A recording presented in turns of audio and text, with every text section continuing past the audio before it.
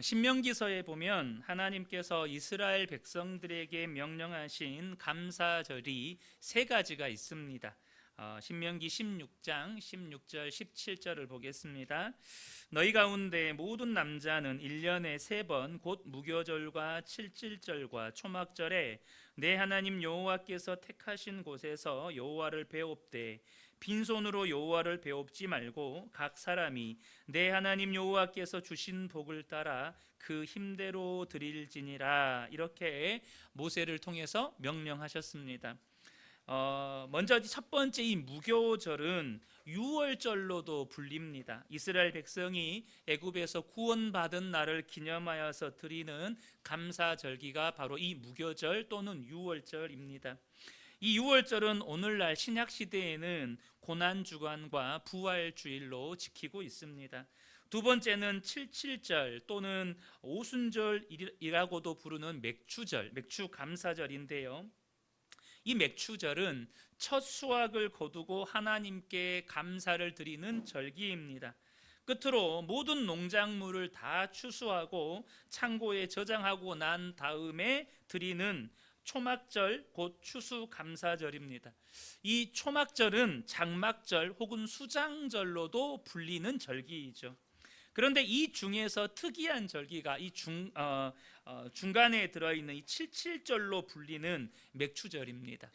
이 맥추절이 특이한 점이 뭐냐면 출애굽기 23장 16절을 보면 맥추절을 지키라. 이는 내가 수고하여 밭에 뿌린 것에 첫 열매를 거둠이니라. 그러니까 맥추절이 첫 열매를 거둠으로 인하여서 하나님 앞에 감사하는 절기로서의 이 다름을 가지고 있다는 거죠. 이 무슨 말이냐면 여러분, 나라와 민족은 달라도 이 세상에는요 추수의 감사의 예가 참 많습니다. 그러니까 뭐 굳이 하나님께 드리는 감사 절기가 아니어도 이 추수하고 나서 축제를 이렇게 하는 민족들이 참 많아요. 그런데 이 첫 열매의 감사가 특이한 점은 뭐냐면 제일 어려울 때, 가장 공궁할 때 드리는 감사라는 점에 있어서 특이점이 있다는 거예요. 오늘 맥주 감사주일 설교 본문을 하박국 3장 17절과 18절로 정한 이유가 여기에 있습니다. 없어요. 아무것도 없는데 여호와로 말미암아 기뻐하고 감사하리로다라는 이 하박국 선지자의 이 고백이 바로 이 맥추절에 드리는 감사의 고백이기 때문에 그렇습니다. 이 맥추절에 드리는 감사는 본문의 상황처럼 정말로 아무것도 없어서 힘들고 어려운데 그럼에도 불구하고 드리는 감사이기 때문입니다. 첫 수확 시기는요 먹을 것이 거의 남지 않은 어려운 때죠. 여러분, 오늘날로 비유하면 그렇게 어렵게 공부하고 준비해서 직장을 가졌어요. 그리고 첫 월급을 받았죠. 여러분, 사회초년생에게 첫 월급은 너무너무 귀한 거죠. 그런데 그가 받은 월급은 사실 앞으로 받을 월급에 비하면 가장 적은 액수의 월급이죠. 그런데 어때요? 사회초년생에게는 그때가 가장 힘들 때잖아요. 그런데 이런 어려운 때에 첫 예물로 감사하기가 쉽습니까? 첫 예물로 감사를 해야 한다고 생각하기가 쉽지 않습니다. 그런데도 하나님은 첫 열매 감사를 강조하시고 반드시 드리라고 말씀을 하세요. 이유가 뭘까요? 왜 하나님께서 힘들고 어려운 이때에, 없는 때에, 정말로 배고픈 때에 하나님께 감사하라는 거죠. 여러분, 적어도 신앙생활을 지금까지 쭉 해오신 분이라면 하나님께서 지금 어린아이 코 묻은 돈 빼먹겠다는 뜻이 아니잖아요. 하나님께 지금 돈이 없어서, 하나님이 능력이 없어서 지금 어렵고 힘들어도 하나님께 감사해라 라는 의미가 아니라는 것쯤은 다들 아실 것입니다. 하나님께서 이렇게 힘들고 어려운 시기에도 감사하라고 말씀하시는 데는 이유가 있다는 거예요. 오늘 두 가지를 함께 나누려고 하는데요. 첫 번째는 뭐냐면 우리의 마음을 지키기 위해서라는 거예요. 여러분, 마음을 지키는 일이 얼마나 중요한지 아무리 강조해도 지나치지가 않습니다. 잠언 4장 23절을 보면 모든 지킬 만한 것 중에 더욱 내 마음을 지키라. 생명의 근원이 이에서 남이니라. 여러분, 우리가 지켜야 할 게 참 많아요. 우리가 지켜야 될 게 정말 많습니다. 가족도 지켜야 되고, 내 어떤 개인의 명성도 지켜야 되고, 우리의 자존심도 지켜야 되고, 내 재산도 지켜야 되고, 내가 기업을 운영하는 사람이라면 회사도 지켜야 되고, 여러분 인간관계, 친구관계, 관계도 지켜야죠. 여러분, 지켜야 될 게 정말 많습니다. 그런데 그 지켜야 할 것 중에 가장 우선순위로 지켜야 할 건 뭐예요? 우리의 마음이라는 거예요. 왜요? 마음이 생명의 근원이 나온다는 거예요. 생명의 근원이 마음에서 나온다는 거예요. 그렇기 때문에 여러분, 우리의 마음은 가장 치열한 영적 전쟁의 현장이라는 사실을 아셔야 합니다. 마음에서 생명의 근원이 나오기 때문에 마음 지키셔야 돼요. 여러분, 예수님께서 어디에 거하시죠? 우리의 마음 안에 거하십니다. 성령님이 어디에 임하시죠? 우리의 마음 가운데 임하십니다. 여러분, 그래서 우리의 마음이 가장 치열한 영적 전쟁의 현장이에요.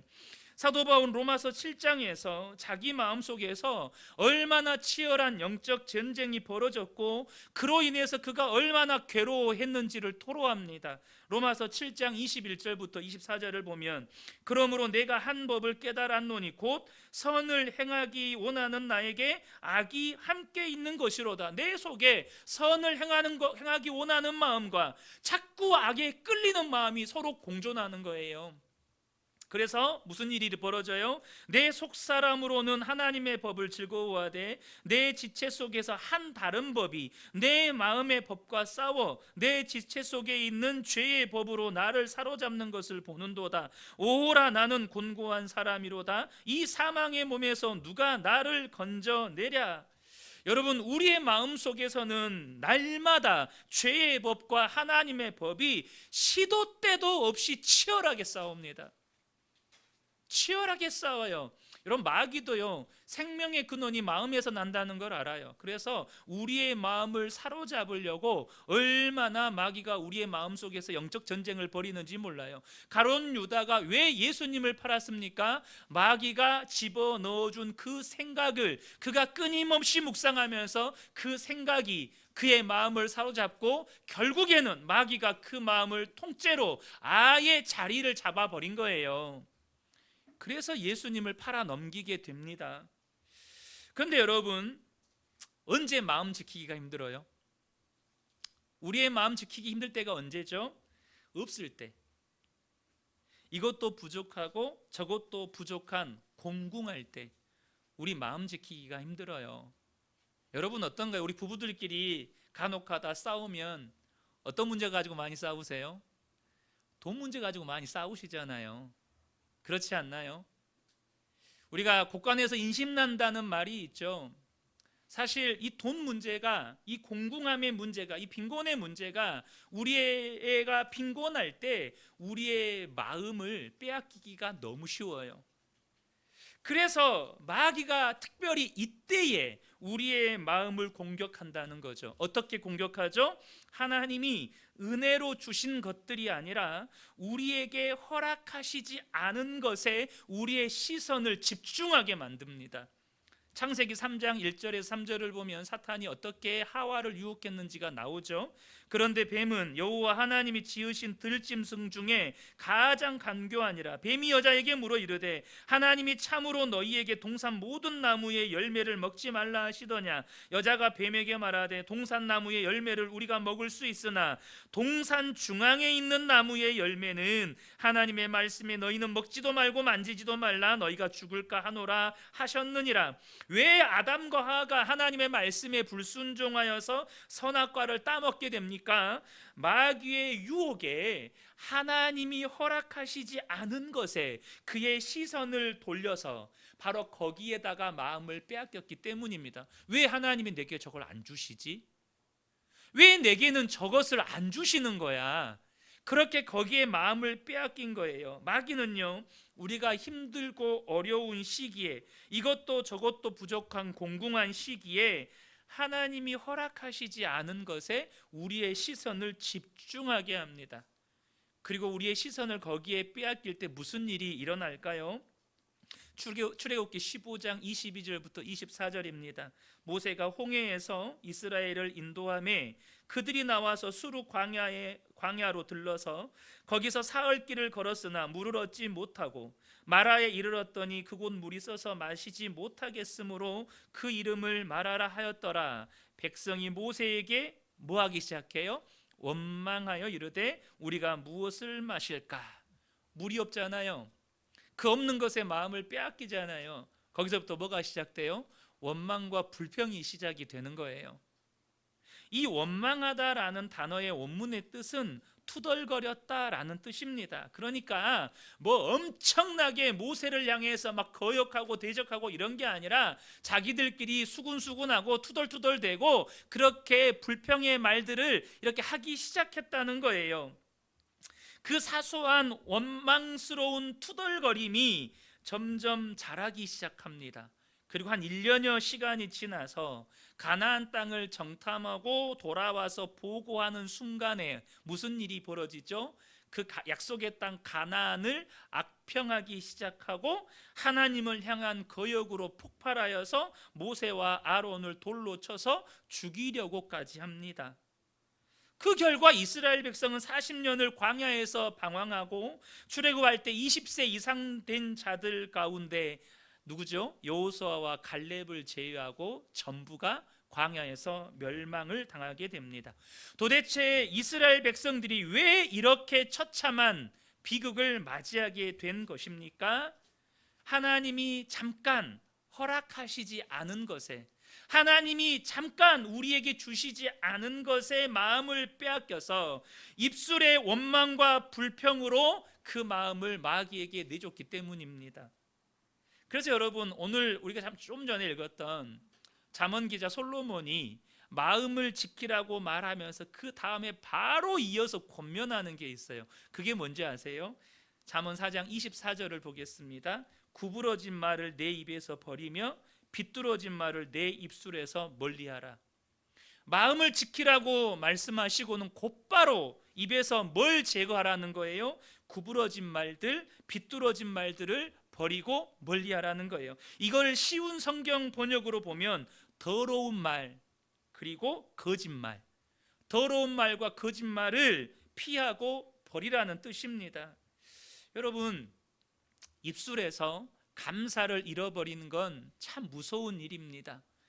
로마서 1장 21절과 24절을 보겠습니다. 하나님을 알되 하나님을 영화롭게도 아니하며 감사하지도 아니하고 오히려 그 생각이 허망하여지며 미련한 마음이 어두워졌나니.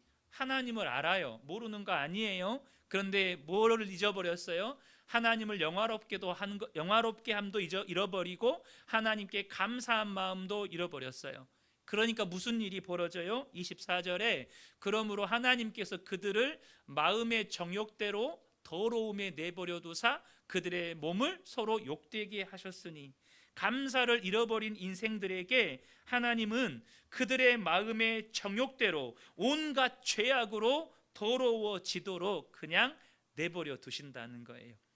그냥 방치하신다는 거예요. 사랑하는 성도 여러분, 왜 이 공공하고 어려운 시기에 감사해야 할까요? 원망과 불평으로 마음을 빼앗기기 쉬운 그때에 감사의 믿음으로 나아가야 생명의 근원이 나는 마음을 지킬 수 있기 때문입니다. 사랑하는 성도 여러분, 여러분의 마음을 지킬 수 있게 되기를 예수님의 이름으로 축복합니다. 여러분의 입술을 지킬 때, 여러분의 입술에 감사를 지킬 때 마음이 지켜지는 거예요.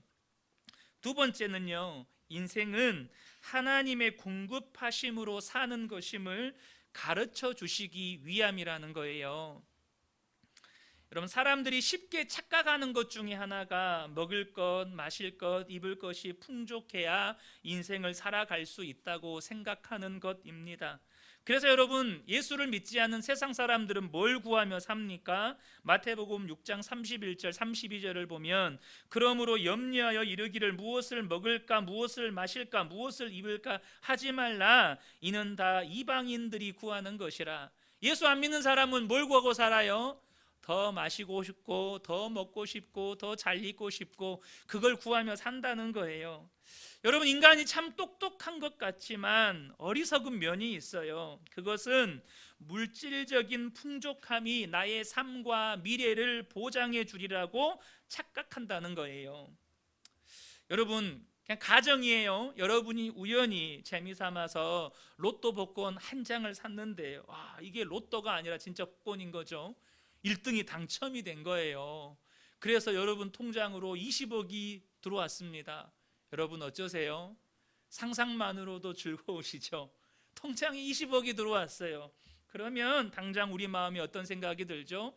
마음이 든든합니다. 마음이 따뜻해져요. 노후도 보장될 것 같고 내 미래도 보장될 것 같고 어깨에 힘도 들어가고 누구에게 자랑도 하고 싶고. 여러분, 이것이 사람이 가진 본성이고 어리석음입니다. 하나님이요 히스기야 왕을 꾸짖으신 일이 있어요.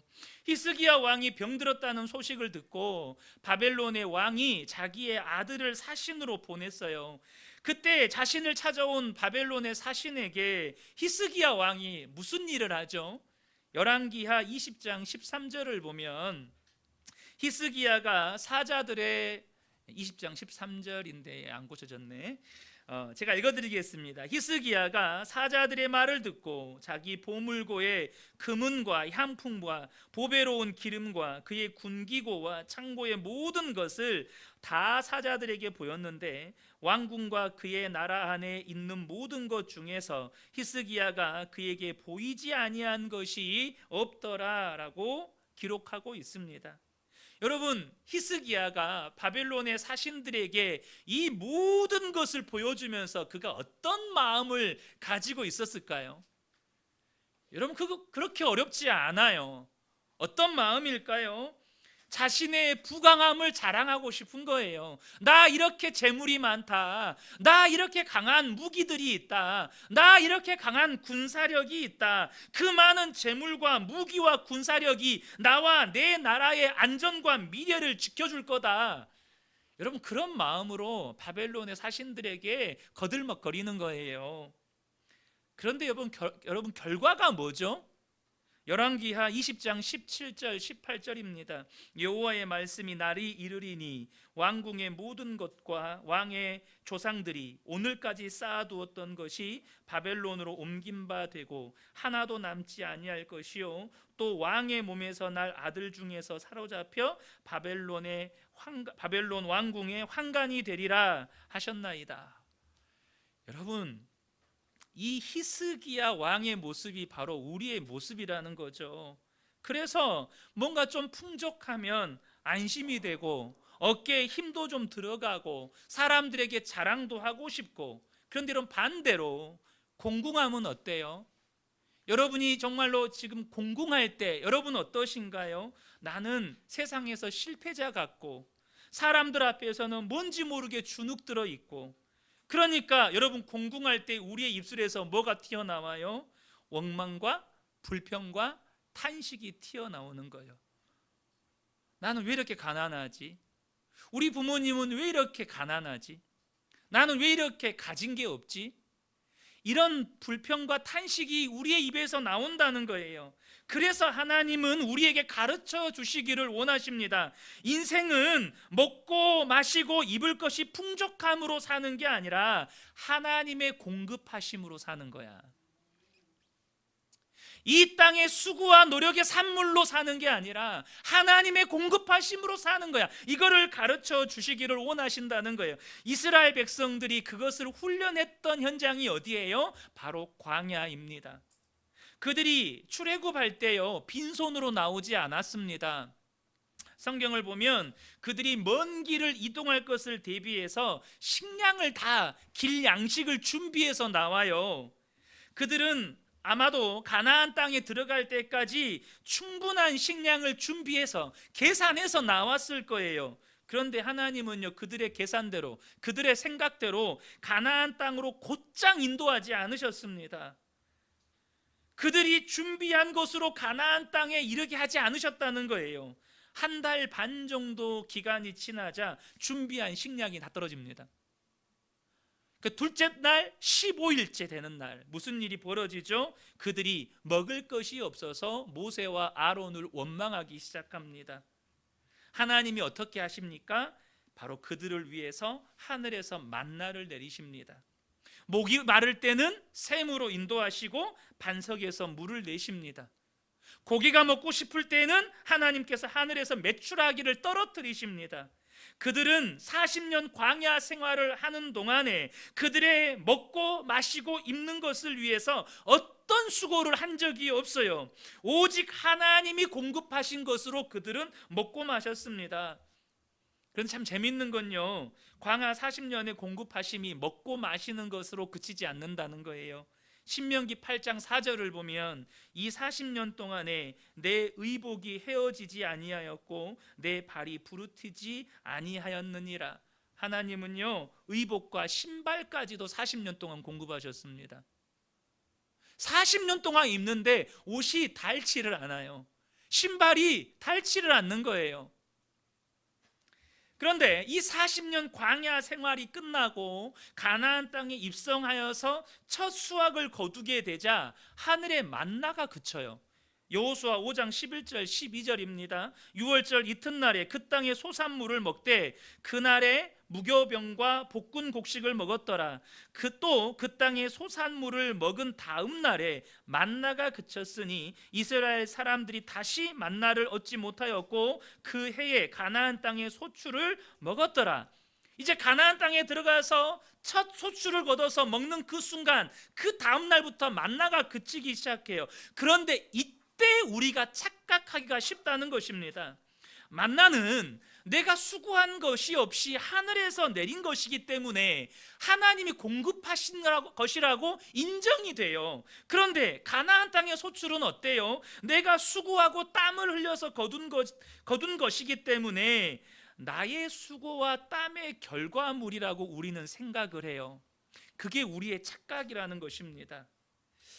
여러분, 저와 여러분이 아셔야 돼요. 이것은 하나님께서 광야에서 공급하시는 방법과 가나안 땅에서 공급하시는 방식이 달라진 것이지, 하나님의 공급하심이 광야에서만 있었다가 가나안 땅에서는 멈춰버린 게 아니라는 것입니다. 문제는 인간은 망각의 동물이라는 거예요. 금방 잊어버립니다. 금방 잊어버려요. 40년 동안 훈련을 받았음에도 불구하고, 그래서 그들의 수고의 결과물로 얻은 것이 아니라는 것을 그렇게 훈련했음에도 불구하고 얼마 지나지 않아서 이것은 내 수고와 노력의 산물이라고 생각하고, 내가 더 많이 노력하고 땀 흘리면 더 많이 거두게 되고, 그래서 더 많이 거둔 땅의 풍족함이 나의 안전과 미래를 보장한다고 생각을 해요. 그래서 하나님께서는 광야와 가나안 땅에서 공급하시는 방식이 다른 것처럼 그것을 깨우치는 방식도 조금 달라요. 광야에서는 어떻게 하시죠? 그냥 그쳐버리시면 돼요. 반석에서 물을 그쳐버리시고 하늘에서 만나를 그쳐버리시고 그렇게 하시면 백성들이 깨우치거든요. 근데 가나안 땅에서는 그렇게 하시질 않아요. 어떻게 하실까요? 전도서 7장 14절입니다. 형통한 날에는 기뻐하고 곤고한 날에는 되돌아보아라. 이 두 가지를 하나님이 병행하게 하사 사람이 그의 장래의 일을 능히 헤아리지 못하게 하셨느니라. 가나안 땅 안에서 살고 있는 우리들이 하나님이 공급하심으로 산다는 것을 가르쳐 주시기 위해서, 깨우쳐 주시기 위해서 하나님이 뭘 우리의 삶 가운데 허락하셔요? 형통한 날과 공고한 날을 병행해서 허락하신다는 거예요. 사랑하는 성도 여러분, 하나님은 하나님의 자녀들의 삶이 형통하기를 원하십니다. 여러분 아멘이십니까? 우리의 삶을 형통하게 하기를 원하세요. 그런데요, 우리의 삶의 형통함이 지속되면 우리가 착각해요. 그런 말이 있죠. 배려가 반복되면 권리라고 생각한다고. 형통함이 지속되면 우리는 착각해요. 뭘요? 그것이 내 수고와 노력의 산물이고 내 수고와 노력의 결과로 얻은 그 풍족함이 나의 삶과 미래를 보장해 줄 거라고 우리는 착각합니다. 그래서 하나님이 뭘 허락하셔요? 곤고한 날을 허락하십니다. 그래서 우리에게 뭘 말씀하시는 거죠? 그거 아니야. 네가 수고했다고 해서 거두는 거 당연한 거 아니야. 내가 형통하든지 공고하든지 너는 내가 공급해 주는 것으로 사는 거야. 이것을 가르쳐 주신다는 것입니다. 어리석은 우리는요, 공고한 날이 이르러서야 비로소 하나님의 공급하시는 것으로 사는 거구나, 그때 깨달아요. 여러분 그렇지 않나요? 우리의 삶에 공고한 날, 공공한 날이 이르렀을 때 그때 비로소 우리는 어리석게도 하나님을 찾고 하나님께 부르짖고, 그렇게 우리의 부르짖음을 들으신 하나님께서 우리의 필요를 채워주시는 그 은혜 속에서 그렇지, 내 삶은 하나님의 공급하심으로 사는 거지. 우리는 비로소 그때 배운다는 거죠. 그걸 잘 보여주는 사건 하나가 있습니다. 하나님께서 아합 왕 시절에 이스라엘에 3년 6개월의 기근을 내리십니다. 그때 하나님은 아직도 기근이 한참 남아있는 시점에 엘리야 선지자를 사르밧으로 보냅니다. 그 사르밧에는 한 과부가 살고 있었어요. 여러분 오늘날에도 과부 혼자 자식을 키운다는 거 정말 힘든 일이지만 고대 이스라엘 사회에서 과부 홀로 자식을 키운다는 건 언제 죽을지 모르는 파리 목숨입니다.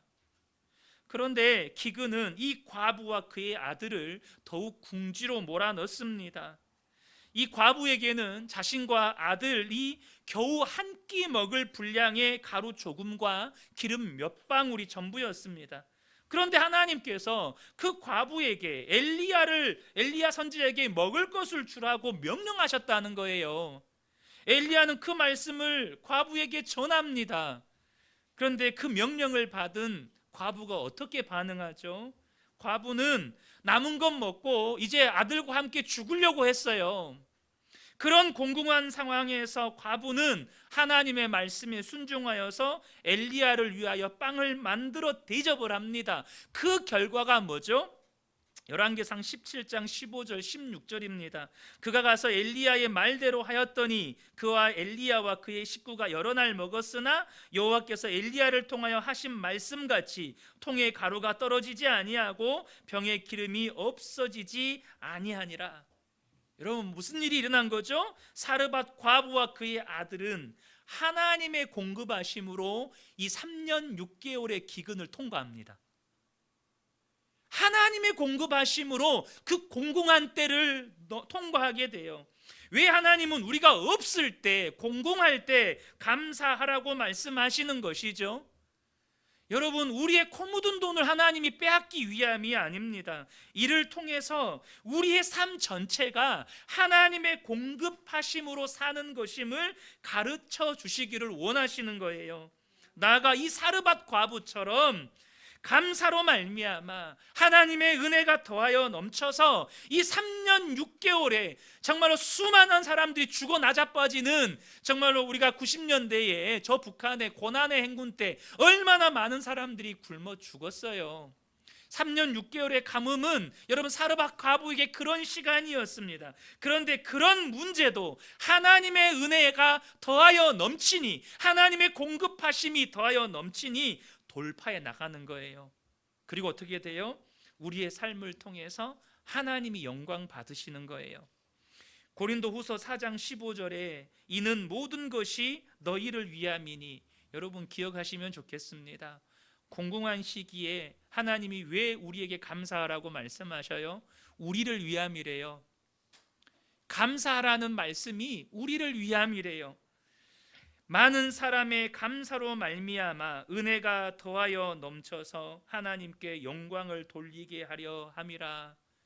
여러분 공공하여 힘들고 어려운 이때에 이제 먹을 것이 다 떨어진 그때의 첫 수확물 얼마나 귀하죠. 그런데 그 첫 수확물에 감사로 나아가는 이 맥추절에 저와 여러분이 정말로 하나님 앞에 감사로 나아갈 수 있는 복된 분들이 되시기를 축복합니다. 여러분, 감사로 나아갈 때 무슨 일이 일어나요? 생명의 근원이 나는 마음이 지켜져요. 여러분, 우리가 공궁할 때 마귀가 우리의 마음을 쥐고 흔든다니까요. 근데 그때 우리가 감사로 나아가면 우리의 마음이 지켜져요. 감사로 말미암아 하나님의 은혜가 더하여 넘치는 은혜, 우리의 인생이 하나님의 공급하심으로 산다는 것을 깨닫고 하나님의 은혜가 더하여 넘치는 것을 경험하여서 사르밧 과부가 3년 6개월의 그 기근을 돌파했던 것처럼 우리의 삶에 어떤 문제도 돌파하고 하나님께 영광을 돌리는 저와 여러분 되시기를 예수님의 이름으로 축복합니다.